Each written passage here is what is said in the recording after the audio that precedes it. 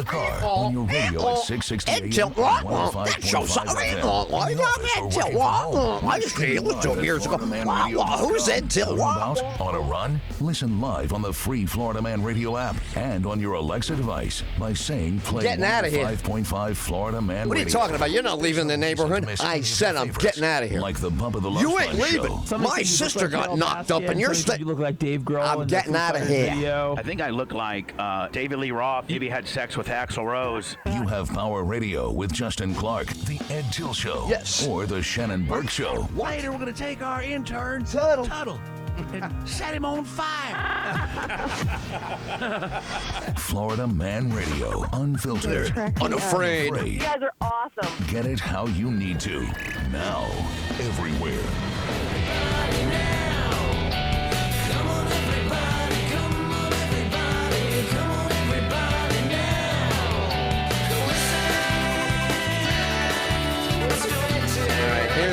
Here's another. It's a hard relationship to explain because we're all nuts. That's the thing. People say, well, why do you do comedy and like another guy doesn't do comedy? This other guy thought he would do comedy and you're the one that does comedy. Because you start to figure out the people who actually do this, who show up every day, 7 days a week. You got to go to the 4:30 sign-up. You do the first mic at 5 o'clock. Then there's a 6:30 mic. Then there's an 8 p.m. show. Then there's a 10 o'clock show. Then there's a midnight show. And at some clubs, there's a 1 a.m. show. And you go around and you say, hey, man, you think I can get a couple of minutes? You know, oh, I don't know. I'll see. You know, hang out. I'll let you know. And all you do is try to get minutes. Just minutes. Can I get 5 minutes? Can I get 7 minutes? 7 minutes is a big ask. And you better get off stage in the 7th minute, or they won't be putting you up again if you, what they call, run the light. You're up there, you're doing 7 minutes, so at minute number 6, they hold up a flashlight in the back of the club. That means get your ass off stage. Matt Nagin. The whole minute thing is comics just beamed off the like heroin addicts. Like, yo, how many minutes you got, son? You got 3 minutes? Yo. That's the man with the golden arm. Frank Sinatra, the man with the golden arm. Yeah, how many minutes you got? I'm all wired up now. You know, I'm all hopped up. Frank, you don't look good. I'm all hopped up. Who's got the heroin? I'm all hopped up. Bob Bell, look at Matt Nagin on the other line. Look at the three of us crazy human beings getting away with this crap. For how many years have we been doing this, having a good time? Oh, man, how many times I still remember seeing Matt on stage the first time with that bone, like, smashing up, like, whatever the microphone was. And me looking at Angry Bob, and you just saying, wow, this is brilliant. By the way, don't we miss him?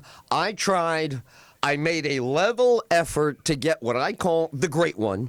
Angry Bob is truly the great one. I mean, look, he's indescribable talent. He's over-the-top energy, and he's as smart as all three of us put together. I mean, I don't understand him. I love him from afar. Do you not? I mean, you got to love that guy.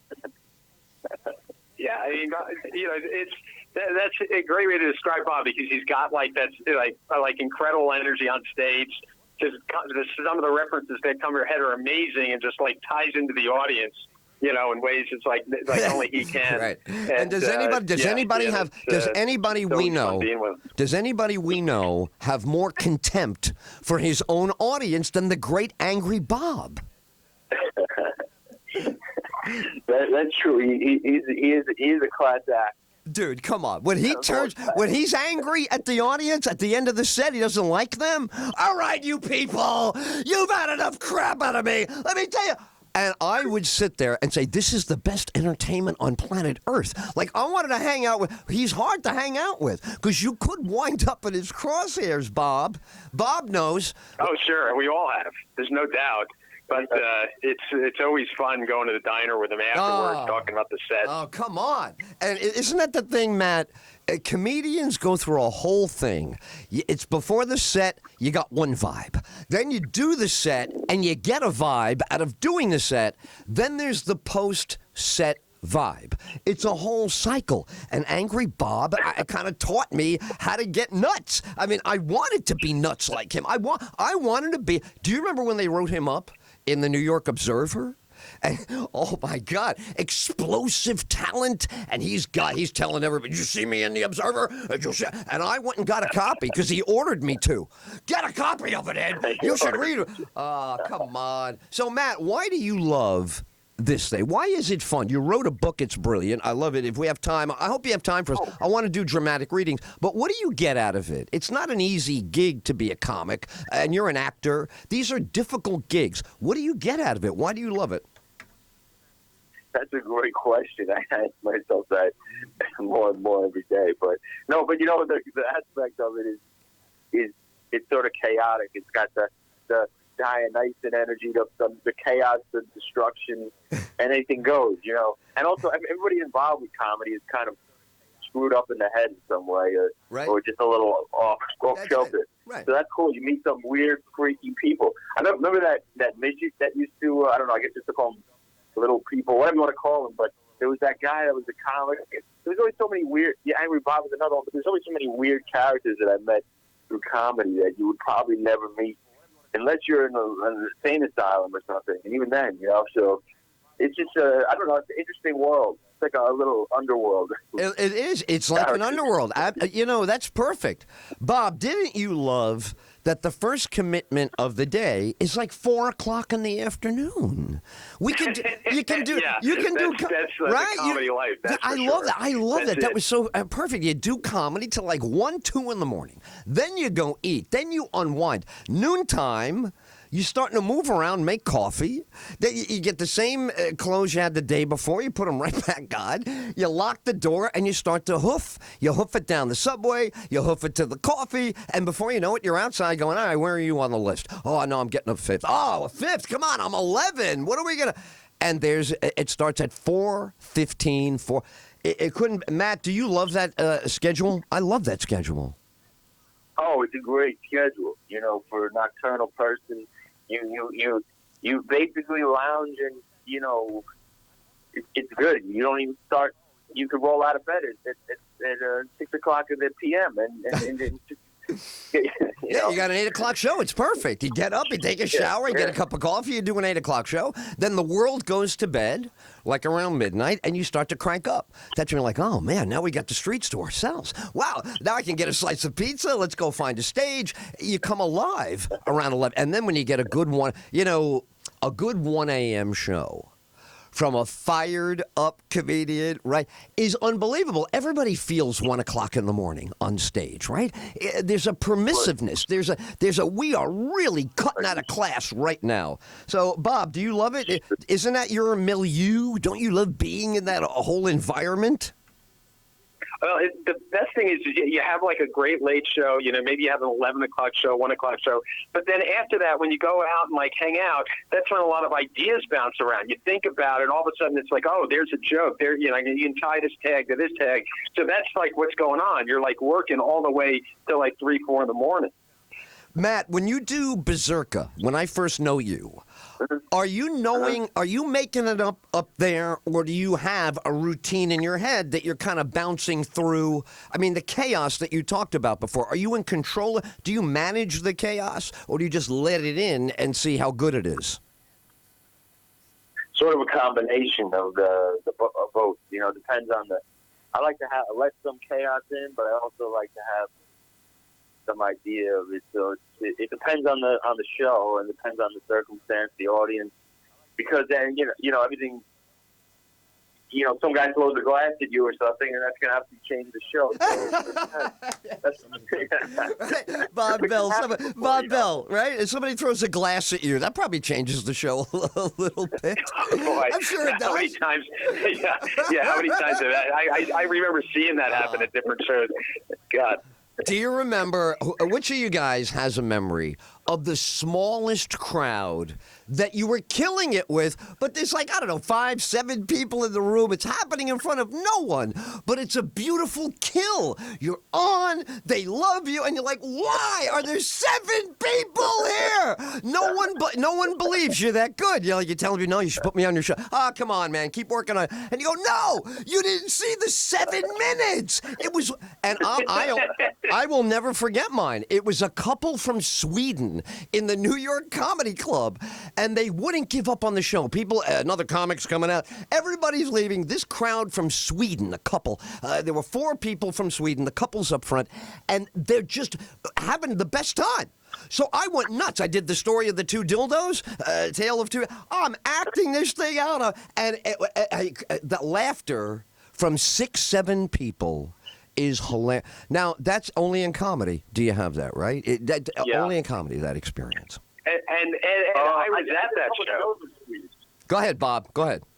I remember you commenting on that. I was at that show because I came later, and I remember you coming out saying it was the first time you had done 17 minutes, and you were killing it, and we all went out and we celebrated after. I know, and what you remember? Matt's gonna laugh now. Remember when Steve Aarons would say, "You're pretty good. You should get some of your friends." And I was like, oh, my God, I've made it in show business. I'm in. He said I should bring my friends. And somebody said, what's wrong with you? You don't understand what this guy's doing? No, I'm great. What do you mean? What is he doing? He wants you to get people to come and pay the cover charge. I went, what?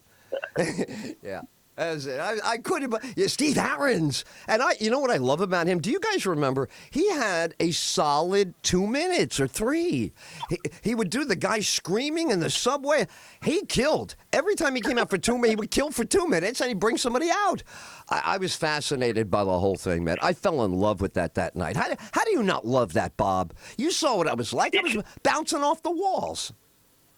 It's another culture, you don't realize it when you start. You think, okay, you get up and just perform, but you have all these different people with different stories that have their own narrative, and so that's what's incredibly fascinating. Matt, isn't that why we love him? See, he always talks like that. Isn't the narrative so much? I mean, you're a master of the narrative. Come on, man, you got about 9 narratives when you walk up on stage. Don't you love the story of your characters?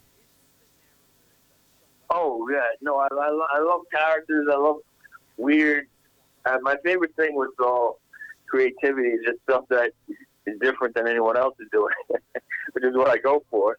And, I like things that people are like, what the hell is going on here? This is weird or different, or it's not like other people. So, all right, so let me read Matt Nagin's book. I'm going to read one line, and you'll get an idea as to Matt Nagin's book, Do Not Feed the Clown. I'm on page 132, and it says, Easter parades featuring biblical figures in assless chaps. How much more do you have to type? You got to stop typing right there. You don't tag that. You let that sit there. Biblical, Hosea, Josiah. Can I get the prophets out here? Yes. Oh, these are lovely chaps. Oh, you have a fine ass, don't you, for a dead man? This is the way he creates, Bob. Now, this is just one sentence typed on a page. What is funny? Yeah, go ahead. I have read some of Matt's poetry, and I read it simultaneously while reading Beckett's trilogy, and man, that was an interesting week. Beckett's trilogy. See, that's Bob Bell. That's what you get with Bob Bell. All right, can you hold on? You guys got to hold on for me. I got to get a break in here. I want to be on time. We got to do just a couple of memories, and then we got to get to being funny on COVID now. These people, it's so, I don't know. Audiences, you always loved audiences, even when everybody's healthy and things are normal. Don't you love an audience? Today's Friday. That's why I love talking about this. I love talking about rock and roll or comedy on Friday, because people need comedy. They need rock and roll. They need to let loose, and it doesn't have to be politics and fighting. How about letting loose because you're laughing your ass off. Somebody on stage has captured something that you recognize, and then they're just hitting you over the head with it because they know that you recognize it. And this is what you did when you were a kid. You had these inside jokes in the house, your family, whatever, and some people were bothered by it. So you would do it again and do it again because it was entertaining to you to bother them. So then somebody starts watching, and now you got somebody watching you bother somebody, but they're having a good time. The two of you wind up having such a good time bothering someone. You know how this ends. The person you're bothering starts to laugh and gets in on it because they can't be bothered by it anymore. It's too funny. This is what people love. So when I was a kid, we used to watch the Ed Sullivan Show. And if Rickles or Alan King was on, I knew I'd be holding my stomach. And I'm going to stick by Bill Cosby because nothing's been proved to me. When I was a kid, Cosby would make you laugh till your stomach hurt. You know, trying to do that, getting a little bit of that magic in a bottle is off the hook. It is so much fun, but it's not easy when things change. Like I said, you love audiences all the time, no matter what. But when you know the audience is post 9/11, we did a lot of post 9/11 shows. Gilbert Gottfried made the post 9/11 era history of comedy too soon with a joke about 9/11. Oh, comedy and 9/11 got all wrapped up. So it's not easy. But I said this to Todd earlier with Bob, Todd Monacy before. When you squeeze creatives, when you crush creatives, when you bother them, when you shove them around, they usually get really creative with the way they respond to you. So a lot of times it's good. All right, you're listening to the Ed Tyll Show, and we will continue. Florida Man Radio. You have Power Radio with Justin Clark. McDonald's is now in damage. I love you guys. After a restaurant in China displayed a sign banning black people from the premises. From the premises. From the premises. I don't care if you're in China or Iran. I don't think you can do this. I love her laugh. You have Power Radio weekdays. Weekdays. starting at 10 a.m. Weekdays. Unfiltered, unafraid. Weekdays. On Florida Man Radio. You ever had a real Italian hoagie from Philadelphia? Not until you've been to Las Spadas. Family owned and operated That's since the 1938. strong Come in and days try one of our compared to signature weekdays. hoagies. The Las Spadas Famous, which has prosciutto supersada on top. The Monster Club, which is ham, turkey, and roast beef. Or try our traditional Italian hoagie. And everything is freshly made from scratch every single day. Overstuffed is the way we do it. We have 3 locations for you. 4301 West State Road 46 in Sanford, 1010 Lee Road in Orlando, 2200 North Volusia Avenue in Orange City. Go to laspadas.com and make sure you check out our gift cards. Come in, stop by, and see what Las Spadas is all about. To make sure the air in your home is absolutely perfect, call Four Seasons Air Conditioning and Heating. We're offering $1,600 in rebates or enjoy payments as little as $116 a month on a new Lennox system. Call Four Seasons Air Conditioning and Heating, 407-295-9231. Conditions apply. See dealer for details. License number CAC 056308.